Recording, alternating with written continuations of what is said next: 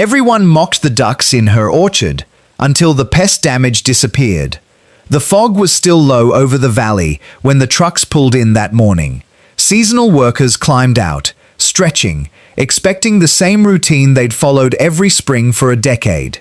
Mix the tank, check the nozzles, spray the blocks before the blossoms opened too far. Instead, they found ducks, dozens of them, waddling calmly beneath the apple trees, dipping their bills into the wet grass like they owned the place. One worker laughed out loud. "Looks like she's turning an orchard into a duck pond." Another shook his head. "Guess the apples don't need tractors anymore." Standing at the edge of the block, in boots caked with mud from the night before, Sarah Whitfield said nothing. She just opened the leather journal tucked under her arm, the one with a cracked spine and rain-warped pages, and wrote something down. Nobody understood why she filled her orchard with ducks. By harvest, nobody could explain why almost every damaged apple had disappeared. If you've ever watched a piece of family history slip through your fingers and refused to let it go, you already know exactly how this story feels. Stay with us, and if stories like this matter to you, subscribe to the Farmland Files, because we're just getting started. Sarah's grandfather planted the first rows of Honeycrisp and Gala on this hillside in central Virginia back in 1968. Her father took it over in the 90s. And 18 months ago, Sarah took it over the only way anyone ever really inherits an orchard, through grief. Her father's heart gave out in the tool shed, wrench still in his hand, mid-repair on the old sprayer rig. Sarah buried him on a Tuesday and was back in the orchard by Thursday, because trees don't wait for anyone's mourning. But the orchard she inherited wasn't the one she remembered from childhood. Yields were down. Codling moth larvae were tunneling through fruit that used to be flawless. Slugs and snails chewed through the lower canopy every wet spring. Aphids clustered on new growth like a bad rash. And the spray bill, the one weapon her father had always trusted, kept climbing while its results kept shrinking. Worse, the bees were disappearing. Fewer hives came back healthy each year. Fewer wild pollinators drifted through the bloom. Sarah didn't need a science degree to feel what was happening. She only needed to walk the rows at dawn and count what wasn't there anymore. She couldn't afford another full season of chemical spraying, not financially, and, though she wouldn't have said this out loud yet, not in her conscience either.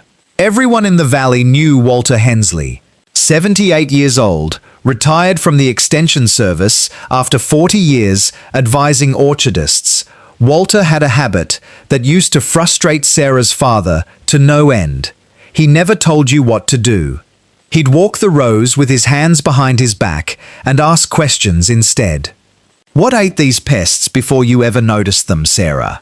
What happens to the soil after the spray dries? Who worked these orchards before chemicals did the working?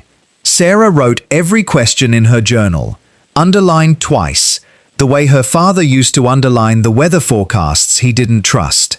She didn't have answers yet, but something about those questions kept her up at night, flipping through old journal pages her grandfather had kept, pages full of observations from decades before pesticides became the default. It happened on an ordinary Tuesday morning, after 3 days of rain.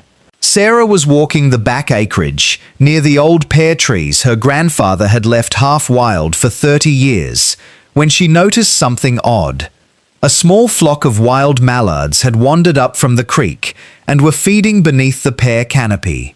She crouched down to look at the ground beneath them. Almost no slug damage. Healthier leaf litter. More earthworms than she'd seen anywhere else on the property. And when she looked up into the branches, more insect diversity, more birdsong, more life. She sat right there in the wet grass and wrote for 20 minutes straight. That single observation would change everything that came after. Sarah spent her savings, money she'd set aside for a new tractor, on 40 Khaki Campbell ducks and a smaller flock of Indian runners, breeds known for their appetite for slugs, snails, and soft-bodied pests, and for being gentle enough not to damage low-hanging fruit. She built portable electric fencing to rotate them block by block, She installed mobile water stations so the ducks would stay hydrated and close to their work. She fenced carefully against foxes and hawks, knowing predators would test her defenses within days. She timed everything around the orchard's rhythm, moving ducks through before bloom to avoid disturbing pollinators, resting sections to let vegetation recover, pulling them out entirely as fruit began to ripen so there'd be no temptation near the harvest. Every decision went into the journal, every rotation, every rainfall, every duck count. Word travels fast in a farming valley, and not always kindly. The ducks will eat the fruit, one neighbor warned her at the feed store. They'll wreck the whole orchard, said another. Sarah, honey, I think you've lost your mind, said a family friend who'd known her since she was 6 years old. Ducks belong on ponds, not under apple trees. She heard it all. She kept walking her rows anyway, journal in hand, writing down what she actually saw instead of what people assumed she'd see. This is where the story could have turned into a fairy tale. It didn't. A fox got into an undersecured section in the second week, and Sarah lost 6 ducks in a single night. A hawk picked off 2 more before she thickened the overhead netting near open areas. Heavy spring rain turned the orchard lanes into ankle-deep mud that took days to drain. One block got overgrazed when she left the ducks in too long, and she had to rest that section for the remainder of the season. An electric fence charger failed during a thunderstorm, and she spent a frantic night rounding up escaped ducks with a flashlight and a bucket of feed. She wrote about the failures with the same steady hand she used for the successes. No excuses, just observations. That journal was becoming less a farming log and more a record of a woman learning to trust a slower kind of knowledge. Nobody sat Sarah down and lectured her about integrated pest management. She learned it the way farmers have always learned things, by watching. She watched the ducks clean up fallen fruit before codling moth larvae could burrow into the soil and complete their life cycle. She watched slug and snail populations collapse in grazed blocks. She watched weeds thin out along the tree rows without a single pass of herbicide. She watched the soil underfoot grow softer, richer, more alive, with the kind of biology that chemical sprays had quietly been suppressing for years. And she watched the bees come back. Not all at once, gradually, the way anything real returns. By the second growing season, even the workers who'd laughed that first morning had gone quiet in a different way. Fewer damaged apples came off the trees. Fewer worm-riddled culls. Leaves looked greener, fuller, less stressed. Bees worked the blossoms in numbers nobody had seen in years. And the spray schedule that once dominated every spring conversation had shrunk to almost nothing. Nobody could fully explain it yet. The viewers watching this story already can. Word reached the state's Agricultural Extension Office, and they sent an entomologist to look at what was happening on Sarah's hillside. She didn't come to praise anything. She came to verify it, walking the rows for 2 full days, counting pest populations block by block, comparing grazed sections against ungrazed control areas, testing soil samples for biological activity. Her conclusion, delivered without exaggeration, Sarah's integrated duck grazing system had measurably reduced pest populations while significantly improving orchard biodiversity. A real, replicable example of regenerative pest management working exactly as agricultural science said it could. When harvest finally came, the packing crew noticed it before anyone said a word. Cleaner apples, higher pack-out rates, far less insect damage than any season in recent memory. Spray costs down. Profits, for the first time in years, actually up.